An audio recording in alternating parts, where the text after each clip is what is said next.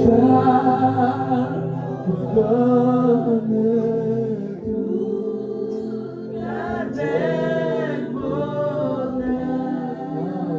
que je peux entendre que l'assemblée chanter et dire cela? Que l'assemblée. Que l'assemblée. Est-ce que tu peux monter ta voix vraiment plus haut que tous? Dis-le avec vérité, dis-le parce que ça vient de ton cœur, non, ça passe dans ta exigence, on te pousse à le dire. Oh, alléluia.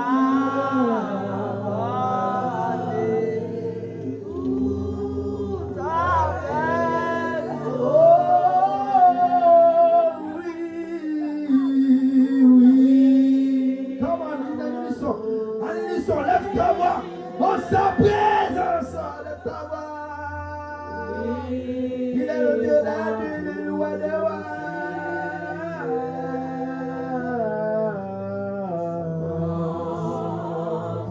Éternel, j'abandonne tout avec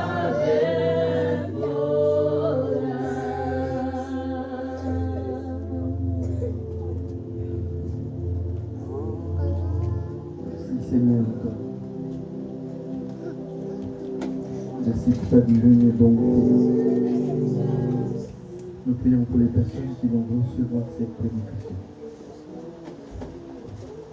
Cette prédication qui est le début d'un séminaire en Jésus. Nous prions qu'elle fasse la différence, que nous puissions t'écouter et te suivre avec hardiesse, que cela puisse nous intéresser. Je prie pour que tu puisses chasser tout esprit de déconnexion, tout esprit de distraction, tout esprit qui peut nous déconcentrer à toi. Jésus de Nazareth, donne-nous un nouveau cœur, un nouveau pensée, un nouveau moyen de te suivre, Jésus. Que nous soyons vraiment ancrés en toi. Ce matin, au nom de Dieu. Amen. Amen. Amen. Amen. Que la paix et la grâce de Dieu soient avec toi. Dites merci Seigneur. Merci Seigneur. Est-ce que tu peux t'élever au moins?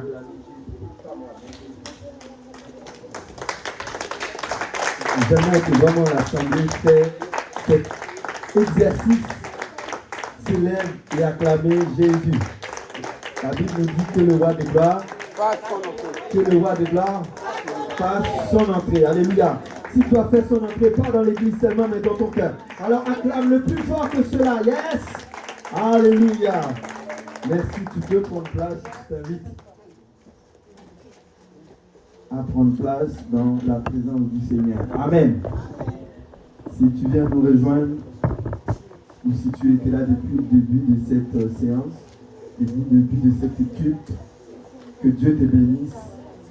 Sois béni là où tu es connecté, que ton pays soit béni, soit visité, que la ville où tu es soit visitée, que ton département soit visité, que la région que tu es soit visitée par le Seigneur.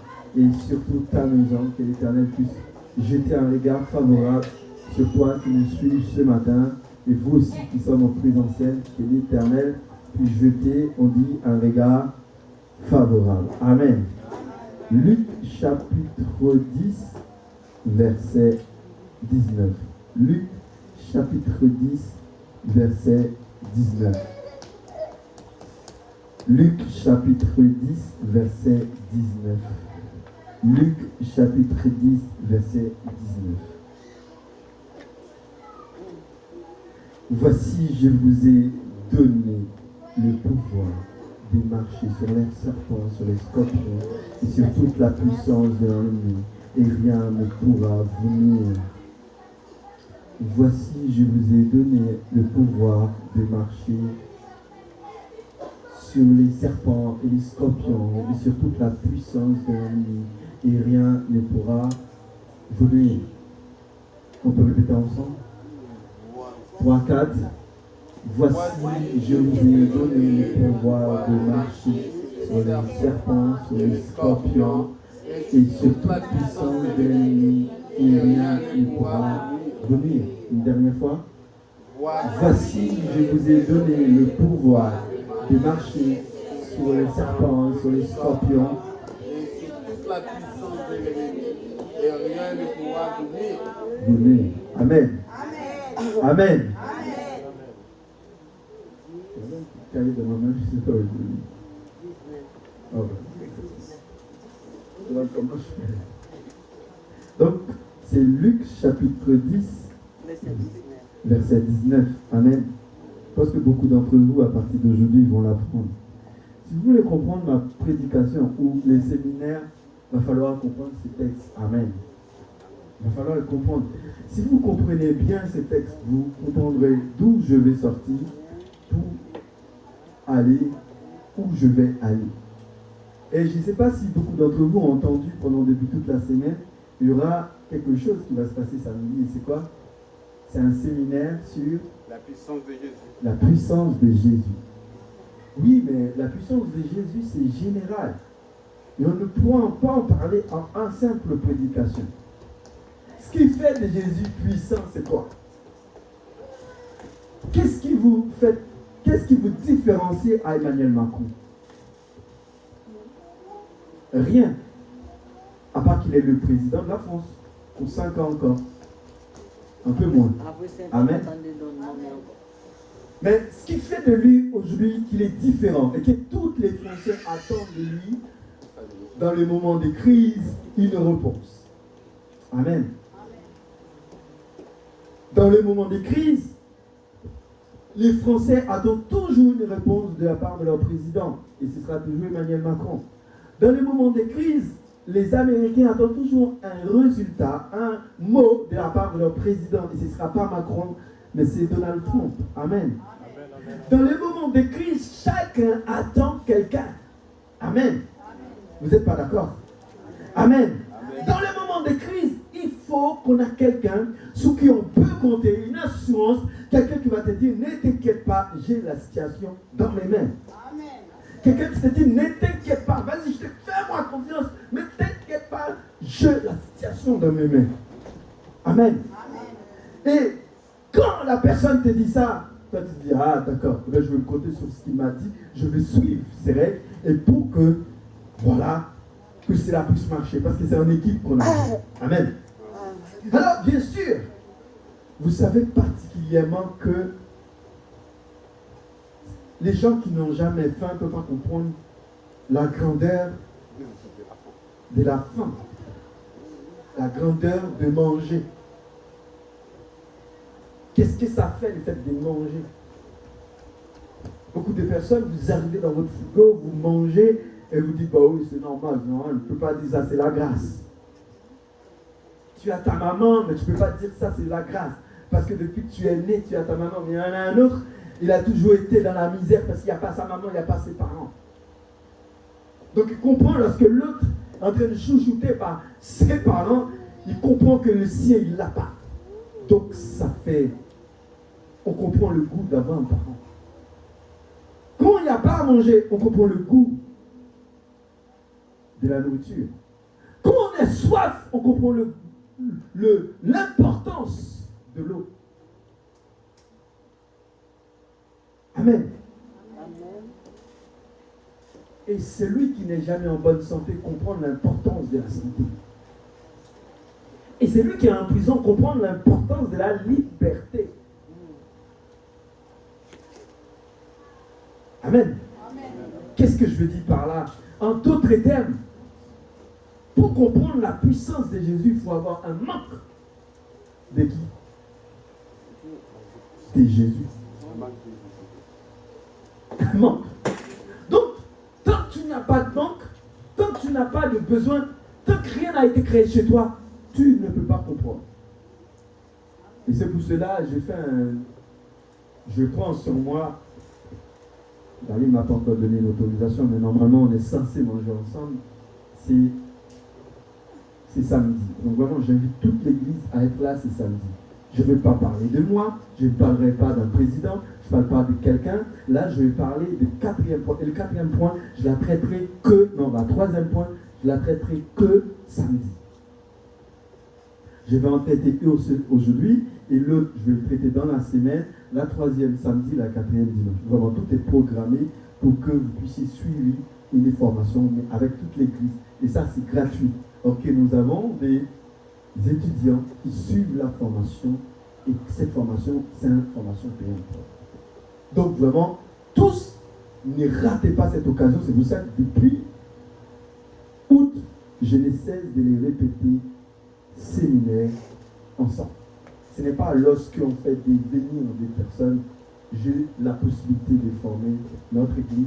Alors j'ai investi pour qu'on puisse avoir des formations, des enseignements, des choses de quoi à vous enseigner. Alors ne ratez pas cette occasion pour rien au monde. Amen. Est-ce que je peux compter sur vous? Amen. Amen. Ok, vous êtes vrais au moins. Pour cela, vous êtes vrais. Je sais que je vais que une seule personne. Amen. Je ne force que personne, bien sûr. Mais j'aimerais bien que vous me les faites savoir quand même que je ne dis pas à Darlene, il faut préparer pour 20 alors qu'il n'en aurait même pas 10.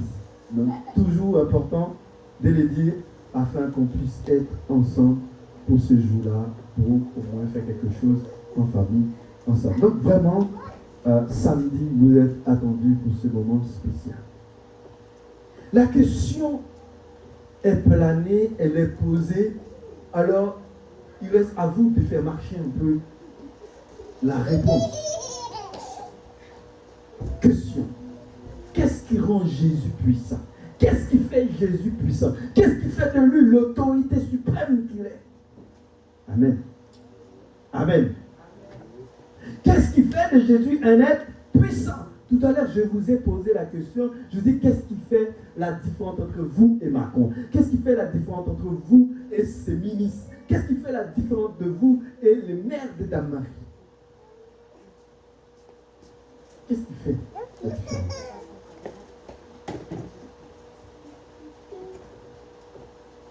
Oui, peut-être il a un compte bien rempli. Oui, d'accord. Oui, moi, je n'ai pas la moitié. Ok, d'accord, je comprends ça. Mais qu'est-ce qui fait la différence entre nous? C'est que lui, il a un titre. Et toi, je pense peut-être que tu en as un. Mais est-ce que tu connais les titres que tu as? Les titres que Macron a, il a le titre de président. Président n'est pas son nom. Parce que si son nom c'était président, même lorsqu'il quitte le pouvoir, il reste encore président. Votre nom vous suit jusqu'à votre mort. Mais votre titre, vous pouvez le laisser à côté. Quand vous avez un titre de ce nom, qu'est-ce qui rend Jésus puissant? C'est la même chose. C'est son titre. Mais lui, il n'a pas un titre éphémère. Il a un titre éternel. Et Jésus en lui-même, et c'est 4 choses qu'on va partager pendant toute cette séance, que je vous invite à ne pas rater. En gros, je réponds à moitié dès le départ de la question. Je réponds dès maintenant à la réponse. Je ne veux pas vous faire attendre. Mais attention, il y aura un mais.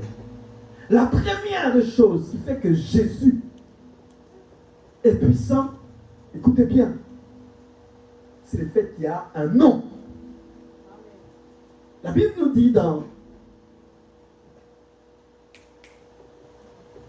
Philippiens 2, verset 9 peut-être, il lui dit, on lui a donné le pouvoir, on lui a donné un nom qui est au-dessus de tous les noms. de tout le nom. Ah! Vous imaginez que vous avez un nom au-dessus de tout. Mais je ne sais pas qu'est-ce que ça veut dire pour vous quand on dit que vous avez un nom au-dessus de tout. Je vais vous dire quelque chose. Je ne sais pas si ça vous a déjà arrivé quand quelqu'un parle de vos parents, parle de vous, parle de quelqu'un de votre entourage, ou parle de quelqu'un qui est riche. Et souvent on dit, ah non, toi par contre si tu es né avec un cuillère en or dans la bouche, moi je ne suis pas venu avec un cuillère, je suis venu avec un cuillère en bois. Et il y en a d'autres qui disent, ah, il ne s'appelle pas par exemple Gustelia.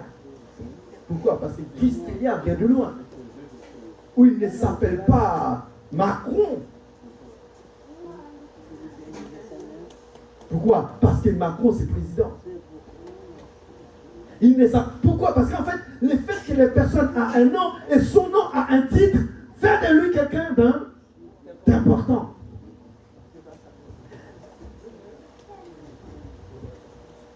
Tu ne t'appelles pas Trump.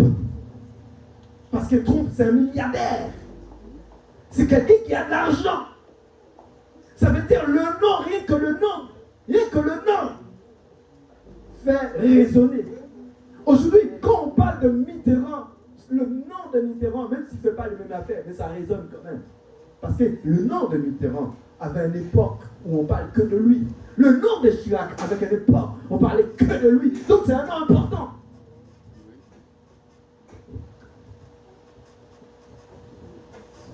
Mais si on t'appelle, je ne sais pas, même Le Pen, pas mal de noms ont de l'importance. Mais est-ce qu'ils sont au-dessus de tout? Les noms. Oh oh oh! J'espère qu'il y a quelqu'un qui me suit là.